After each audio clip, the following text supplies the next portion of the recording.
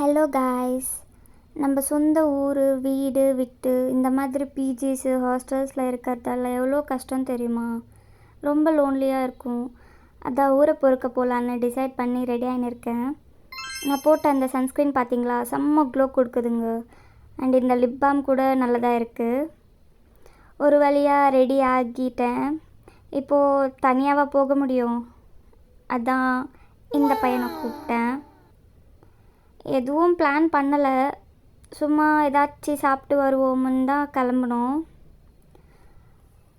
So அப்படியே எங்கே போகிறதுன்னு தெரில, சும்மா சுற்றி நின்றோம். இது கேபிள் பிரிட்ஜுங்க, இது நல்லா இருக்கும் வியூ பாயிண்ட்டுக்கு. உங்களுக்கு அது பார்க்கணுன்னு அது மேலே போகணும், கேபிள் பிரிட்ஜ் மேலே.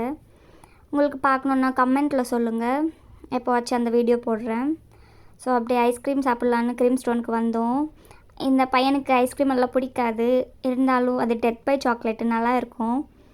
அவனுக்கு பிடிச்சிருந்துச்சி. சாப்பிட்ட பிறகு அது கீழே ப்ரௌனி சூடாக, மேலே ஐஸ்கிரீம் சில்லுன்னு ரெண்டும் மிக்ஸ் பண்ணி சாப்பிட்டா செம்மையாக இருக்கும். ஸோ அது சாப்பிட்டோம். அப்படியே நைட் ஆகிடுச்சி.